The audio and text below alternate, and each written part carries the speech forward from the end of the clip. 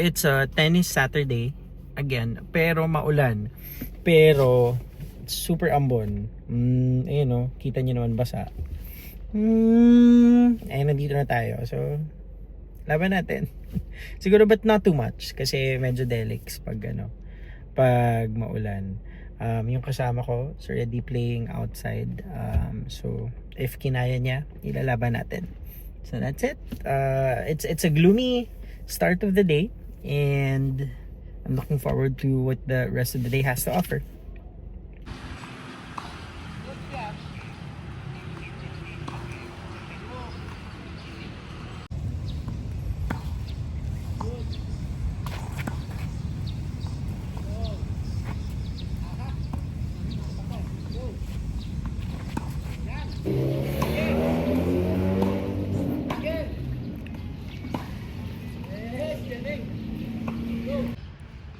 This is my car. Matanda na siya. Pero very trustworthy. Aasahan, walang sira at naalagaan. Parang pag-ibig. Char. So this is how it looks like pag wala masyadong tao dito. Actually, hindi wala masyadong tao eh. Parang wala talagang tao. Very peaceful.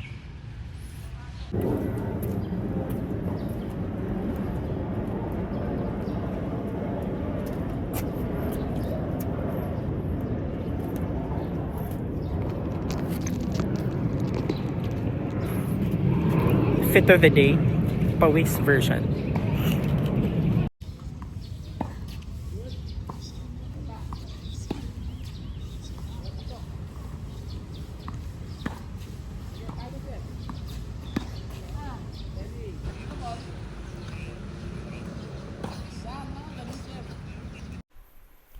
Hello.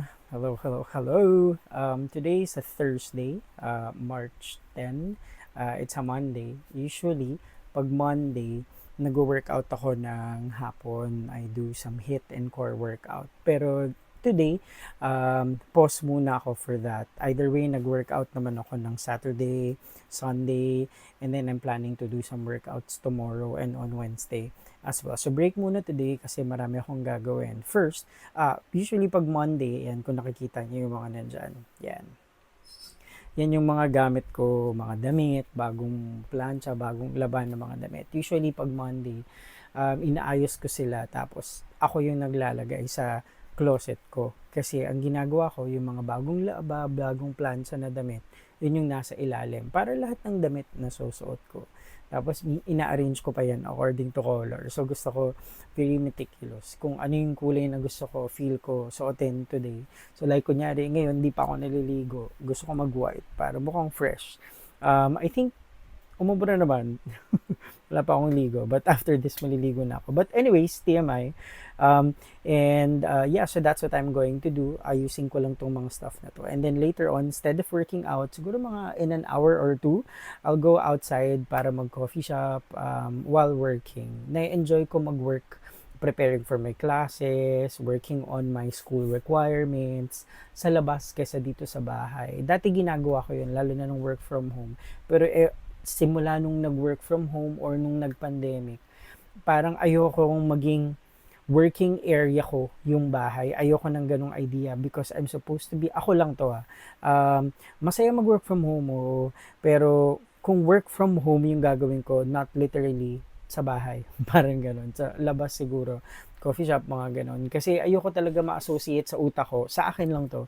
Ayoko ma-associate sa utak ko yung kwarto ko or yung bahay sa pagtatrabaho. Kasi I'm supposed to rest here, I'm supposed to chill. I think I've been doing that for quite some time now, na every time related sa work, hindi dito sa bahay. Yun, so that's the plan for the day. I'm just gonna catch up on some backlogs. Hindi naman backlogs, parang deadlines yun. Deadlines and do my personal errands, and that's it. I'll keep you posted kung ano mang gagawin ko within the day.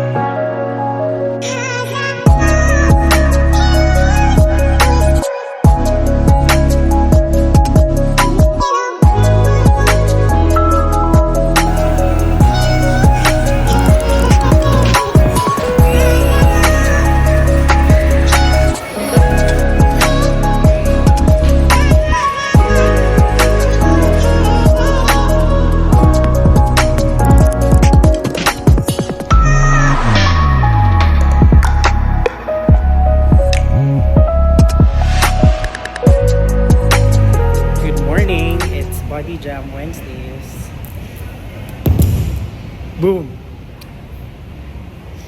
This is Reg.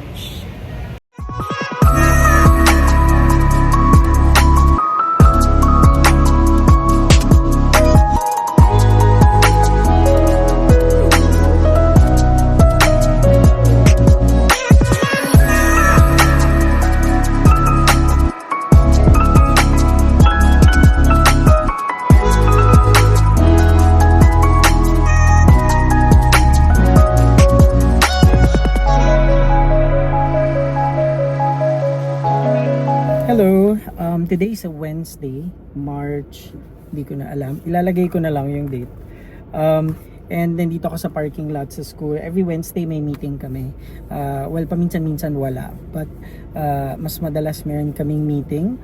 And yeah, that's why I go to work on Wednesdays after ng dance workout ko sa morning. Pero titignan ko if I'll change that schedule, if I'm gonna change it up in the future, kasi may mga fitness goals ako na gustong magawa, like gusto ko makapag strength training. Ito yung okay na time sana for me, but let's see how it works. I'm always open naman to changing my schedules. I've been very like strict with my plans and goals and schedules for the longest time, so natutunan ko na rin for the past few years to be very flexible. Things can change and it's okay if they change. And yeah, that's it. So very average, usual routinary day for me. Pati kahapon, hindi ako masyadong nakapag-vlog kasi dapat may class ako ng gabi talaga. Pero 6 to 7 lang siya instead of 6 to 9 p.m. Pero I was planning to go out sana after work. I finished work at 11. Gusto ko sana like mag-coffee shop, dun gumawa ng school work or mag-chill, me time, ganyan. Pero I decide, hindi mo na ako gagastos. Uwi ako sa bahay. I think that's the most intelligent thing to do yesterday. Ayun na nga, pag uwi ko sa bahay, nakahiga ako mga 1. Pagkagis ko alas 5 na. At magsisimula na yung class ko. So, I think it's okay. At least I was able to rest. So for most of the day kahapon, natulog lang ako. And mas refreshed pagdating dun sa class. And then I met up with Dom and Liz ng hapon. I think later on I'll also meet with them. And yeah, that's it for the rest of my day. I'll just keep you posted for whatever. It's a boring average week for me, but it's okay. I like it. I like mga ganitong moments na mundane lang, simple lang, wala masyadong ginagawa. And gano'n naman yung life normally, 'di ba? Hindi naman kailangan laging merong adventure or ginagawa. May mga days talaga tayo na we have to work to put food on the table, and yeah, para ma-meet yung mga goals natin, para makapag-focus sa goals natin. And that's it. I hope you also find time to enjoy yung mga regular stuff that you do daily. Kasi minsan nakakalimutan natin, hindi tayo nagiging thankful. Minsan that happens to me as well. Parang ang daming gagawin, may trabaho na naman. Pero parang dapat may work ako. That's good. Because not everyone has that privilege. So yun, mega reflections lang before going to work. And that's it. See ya!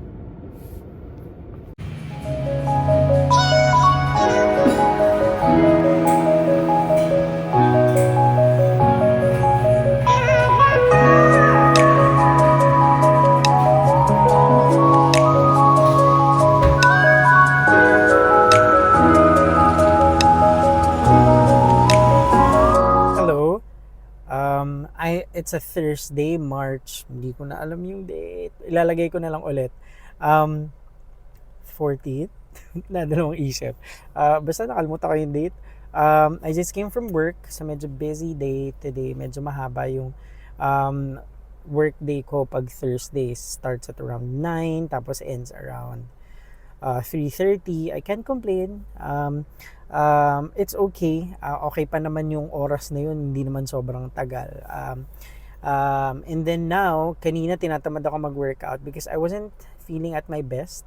Meron akong gustong meron akong gustong salihan or gusto kong matrain for this kind of event that they call High Rocks. So today yung schedule ng High Rocks workouts dito sa Fitness First Manila. So I decided na sige ituloy ko na lang.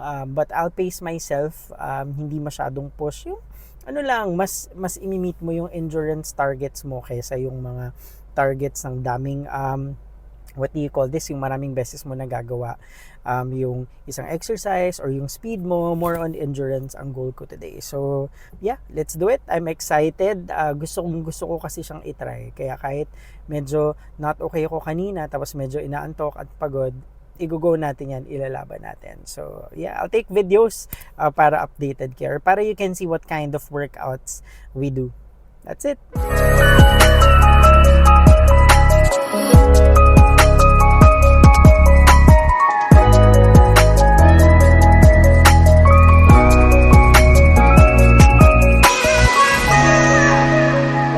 Hello, good evening. Kakatapos lang namin mag High Rocks workout.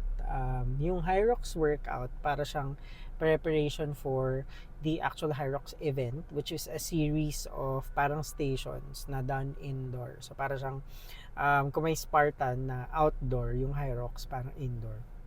Okay ba yun? Clear ba yung explanation? Munta nga. So parang kunyari ginawa namin ilang stations yun? 10 stations. Tapos iba-iba yung ginagawa. Kunyari push-ups or yung iba kunyari bahala na. Parang Rowing. Yun. Run. Jogging. Yeah. Running. Tapos basta marami pang iba. Magpapakita na lang ako ng clips. Yun. Medyo nakakapagod siya pero masaya. How do you feel about it? Okay naman. Okay naman. Like, mas kaya na today kesa nung Compared last week. Kesa Kasi nung second last time pa lang namin week. today. Oo. Sana next week makasali si Madam Liz. Siya yung lagi niyong nakikita sa videos din namin, nakasama namin exercising or jogging, gano'n. And yeah, we're looking forward to yung next week na parang physical fitness test. So, itatry ko din yan i-document para makita nyo kung anong gagawin namin doon. Yun lang. Ready na kami umuwi and I think ito matutulog na to, maaga na natutulog eh. And then ako hindi pa. Alright, Bukas. see ya.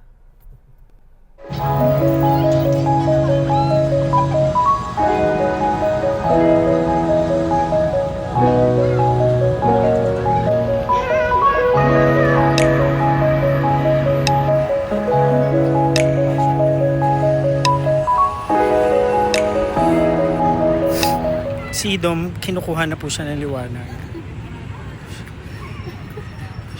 Ito po, sinuka po siya ng liwanag. Friday group.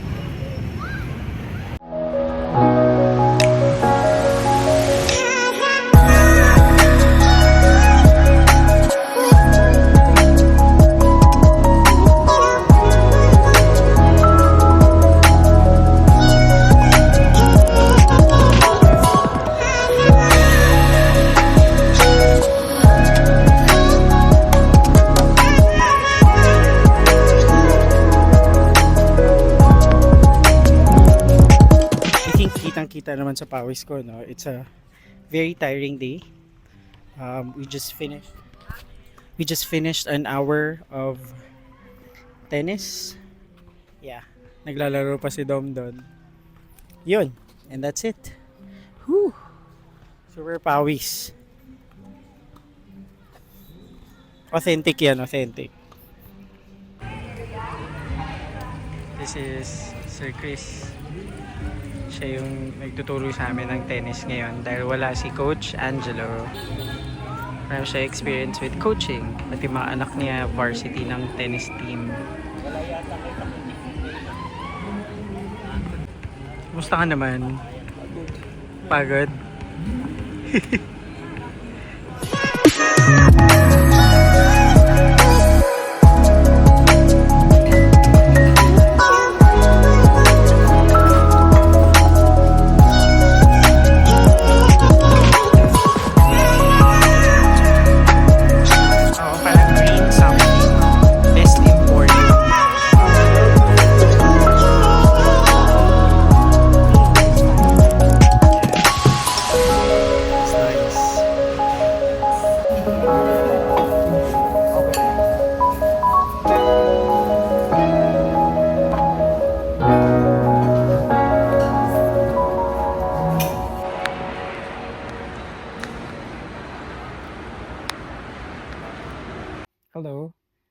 So yeah, that's the week. That's my week for you. I don't know kung na-enjoy nyo ba to or whatever, but minsan pag naiisip ko parang, is this even fun what I'm doing? Or parang, um, okay kaya to sa eyes ng ibang tao? I go back to the core or to my main reason why I started doing this. I wanted to do this to record what I've been doing weekly to help me gain more focus sa goals ko para mas makita ko ano ba yung nagawa ko ng linggo na to. Does it bring me closer sa gusto kong ma-meet at least for this year? And I think it has been helping me a lot. Na-enjoy ko siya whenever I look at the things I did for a week. Tapos pag nag-edit ako ng video, um, syempre bits and pieces lang naman siya ng ginawa ko generally for the week. You don't really get an overall view of what I did. Parang ano lang snippets of my week. Pero to me, those are the things that are important and would be useful to help me meet my goal.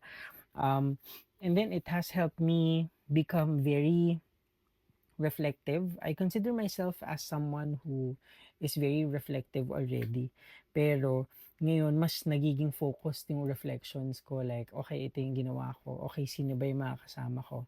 Okay, what kinds of relationships was I able to um,